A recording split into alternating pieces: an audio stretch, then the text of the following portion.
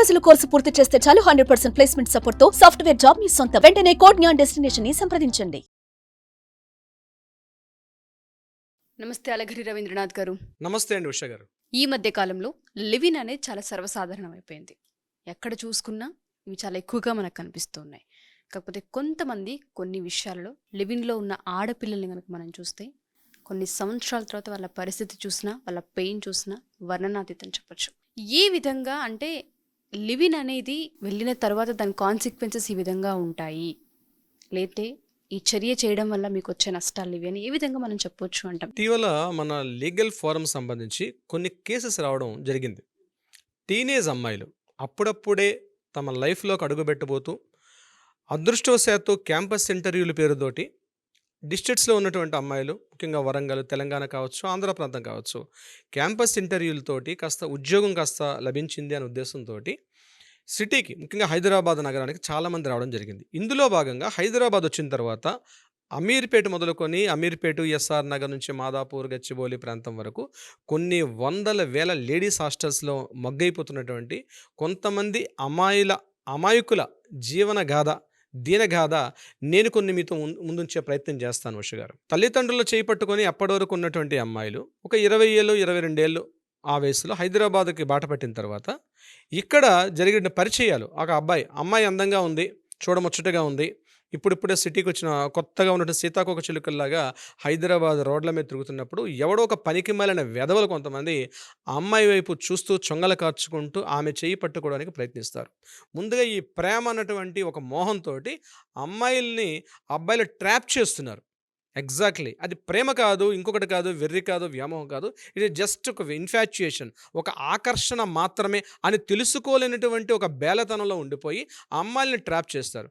ఈ అమ్మాయి కూడా అప్పటి వరకు తల్లిదండ్రుల యొక్క స్పర్శతో ఉన్నటువంటి అమ్మాయి కాదు, నాకేదో కొత్త వ్యక్తి పరిచయం అయ్యాడు, నాకు మొత్తం ప్రపంచం అంతా తెలుసు, ఇంట్లో అమ్మ చెప్తుంటే కూడా నీకు తెలియదు ఊరుకో అని చెప్తూ, తండ్రి నీకు తెలియదు నాన్న, ఇంకా నువ్వు పాతకాలం ఉన్నావు అని చెప్తూ ఈ కొత్తగా పరిచిన అబ్బాయి యొక్క చేయి పట్టుకొని ఆ అబ్బాయితోటి ఇంకా విచ్చలవిడితనంతో పెరిగిపోయి అది చివరికి శారీరక సంబంధానికి దారితీసి హోటల్స్ రూమ్స్లో బుక్ చేసుకొని వాళ్ళతోటి కాస్త శారీరక సుఖాన్ని పొందిన తర్వాత ముళ్ళు వెళ్ళి అరిటాకు మీద పడ్డా, అరిటాకు వెళ్ళి ముళ్ళు మీద పడ్డా, చిరిగే చివరికి అరిటాకి అన్నట్టుగా అమ్మాయి జీవితం ఒక 2 నెలలు తప్పిన తర్వాత, 3 నెలలు తప్పిన తర్వాత అప్పుడు తనకి జ్ఞానోదయం అబ్బాయిని వెంబడిస్తే ఆ అబ్బాయి చేత్కరించి నీ పనికి మాలిందన్న, నువ్వు నాకు కాకుండా నువ్వు ఎంతమంది తిరిగావు తెలీదా అని చెప్పి ఈ అబ్బాయిలు పాడు చేస్తున్నటువంటి అమ్మాయిల యొక్క జీవితాలతో ఇటీవల మా ఫోరమ్స్కి, లీగల్ ఫోరమ్స్ టచ్ చేసిన అమ్మాయిల యొక్క జీవన గాథ ఈ మాదిరిగా ఉంది. ఇక్కడ అమ్మాయిల ద్వారా అంటే అబ్బాయిల ద్వారా మోసపోయిన అమ్మాయిలు తప్ప, లేకపోతే తల్లిదండ్రుల మాట పెడచెవని పెట్టిన అమ్మాయిలు తప్ప, లేకపోతే మోసపోయిన అమ్మాయిది తప్ప, మోసం చేసిన అబ్బాయిది తప్ప, ఈ రెండు కాక సిటీ నగరానికి అమ్మాయి బాగా చదువుకుంటుంది, సంపాదించుకుంటుంది అని చెప్పి పంపించిన పేరెంట్స్ తప్ప, లేదా సమాజం తప్ప, మారుతున్నటువంటి వాతావరణ పరిస్థితుల్లో సామాజిక స్థితిగతులు తప్ప అన్నది ఎవరిని ఇందులో తప్పు చేసినప్పటికీ, ఎవరిని దీన్ని బలిపశుగా మార్చినప్పుడు కూడా చివరక తన ఉనికిని కోల్పోయి, తన జీవితాన్ని కోల్పోయి, తన సర్వస్వాన్ని కోల్పోయిన అమ్మాయి యొక్క జీవితం ప్రశ్నార్థకం అయిపోతుంది. చివరికి ఏడ్పులు, పెడబొబ్బలు, అయ్యో అది చేసావు ఇది చేసావు అన్నింటిని ఈసడింపులు, చీదరింపులు, చీత్కారాలు. చివరికి ఫలితం ఏందయ్యా అంటే అమ్మాయిల యొక్క ఆత్మహత్య చేశారన్యం. చివరక మా జీవితంలో కామా కాదు, ఫుల్ స్టాపే మా జీవితం అని చెప్పి జీవితాన్ని ఎప్పటికప్పుడు మార్చేసుకున్నటువంటి అమ్మాయిల యొక్క దైనిక గాథ వింటుంటే ముఖ్యంగా ఉష గారు పరిస్థితులు ఇటు వెళ్ళబోతున్నాయి. అమ్మాయి చేసిన తప్ప ఎగ్జాక్ట్లీ ఈరోజు పేరెంట్స్ది కూడా ఈ విషయంలో తప్పు ఉంది.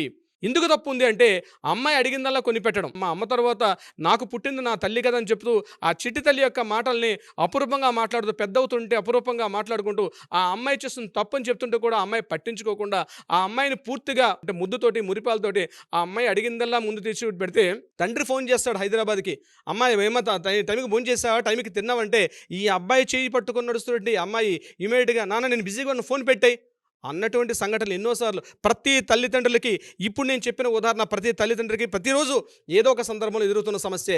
కానీ గుర్తుపెట్టుకోండి, మీ మాట ఎప్పుడు వినిపిస్తుందా అని చిన్నప్పుడు మాట్లాడే మీ అమ్మాయి ఈరోజు మీ మాట వినగా నాన్న నేను బిజీగా ఫోన్ పెట్టాను అన్నప్పుడు మీరు డౌట్ పడండి, మీ అమ్మాయే. కానీ గుర్తుపెట్టుకోండి, ఆ అమ్మాయిని అప్పుడే మీరు సస్పెక్ట్ చేయండి, అనుమానించడం మొదలు పెట్టండి. అంతా జరిగిన తర్వాత మాట్లాడుకోవడం కన్నా ముందుగానే మీరు ఒక విషయంలో అమ్మాయి ఎందుకు ఇలా మాట్లాడుతుందని రండి హైదరాబాదు, అమ్మాయి ఎక్కడుందో తెలుసుకోండి, ఎవరితో మాట్లాడుతుంది మాట్లాడుతుందో తెలుసుకోండి. ఆమె మొబైల్‌ని చూడండి, పరిశీలించండి. ఆమె యొక్క బాయ్ ఫ్రెండ్స్ ఉన్నారా, గర్ల్ ఫ్రెండ్స్ ఉన్నారా, ఎవరెవరితో మాట్లాడుతుందో తెలుసుకునే ప్రయత్నం చేయండి. దీని మీద చాలా విషయాలు చూసినట్లయితే అమ్మాయి యొక్క వేష భాషలు గ్రామీణంలో ఉన్నప్పుడు ఒక రకమైన వేష భాషలు ఉంటే, సిటీకి వచ్చిన తర్వాత ఆమె యొక్క వేష భాషలో మొత్తం మార్పు చెందుతుంది. అంటే మారకూడదని చెప్పడం నా ఉద్దేశం కాదు, మారాలి.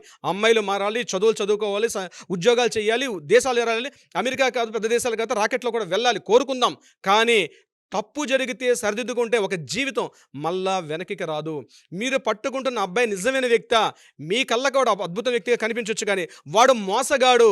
గుర్తుపెట్టుకోండి, అబ్బాయిలు ఇలాగే ఉంటారు. 99% అబ్బాయిలు ఇలాగే ఉంటారు. మీరు పట్టుకున్న చెయ్యి అబ్బాయి చెయ్యి కాదు, అది ఒక కబంధ హస్తం, ఒక భస్మాసుర హస్తం అని తెలుసుకోండి. డెఫినెట్గా ఈరోజు ఎవరెవరైతే ప్రేమికులు ఉన్నారో, ప్రేమ అనే పేరుతో ఎవరి యొక్క మోహంలో ఉన్నారో, మీరు ఒక్కసారి ఈ వీడియో చూసిన తర్వాత ప్రశ్నించుకోండి. మిమ్మల్ని మీరు ఒకసారి తడిమి చూసుకోండి, నేను ఏ స్థితిలో ఉన్నాను. కానీ ఆకర్షణ, మోహం అనేది మిమ్మల్ని తెలియపరచకుండానే మిమ్మల్ని ఒక మోహంలో పెడుతుంది, ఒక మత్తులో పెడుతుంది. ఆ మాటల మత్తు, ఆ చూపుల మత్తు, ఆ మెసేజ్ల మత్తు, ఆ వాట్సాప్లో వీడియో కాల్స్ మత్తు, ఆ మత్తులో పడి మీ యొక్క జీవితాన్ని, మీ అద్భుతమైన జీవితాన్ని నాశనం చేసుకోవద్దు డియర్ అమ్మాయిలు, అబ్బాయిలు.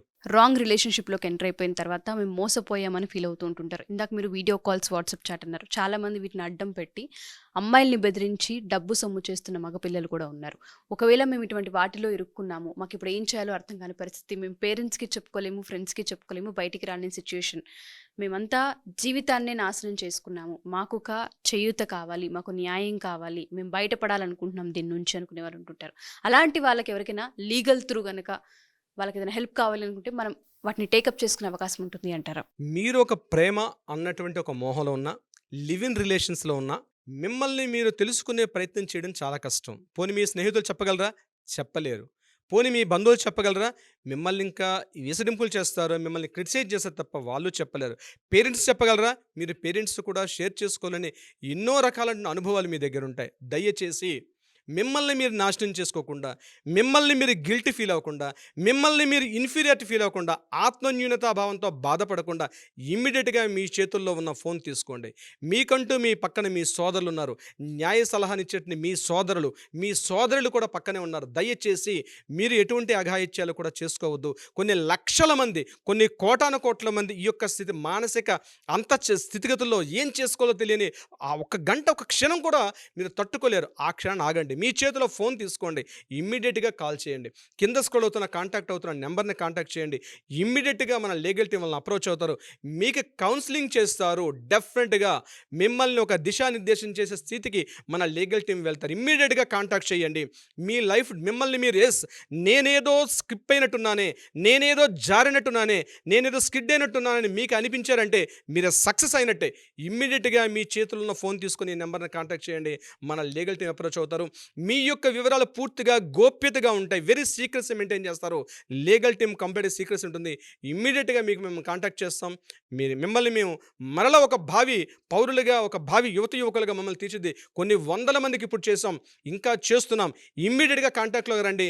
మీ లైఫ్ మీ చేతిలో ఉంది, మీ లైఫ్ టైం ఇప్పుడే స్టార్ట్ అయింది. You can start your life. చాలామందికి ఈ హోప్ కూడా దొరకదు. ఇలాంటి వాళ్ళు ఉండి మేము ఉన్నాము, తప్పు రైట్ అనే జడ్జిమెంట్ అనేది ఉండదు, మిమ్మల్ని సేవ్ చేయడమే మా బాధ్యత అని చెప్పారు. Thank you sir, thank you so much. Thank you so much Usha గారు.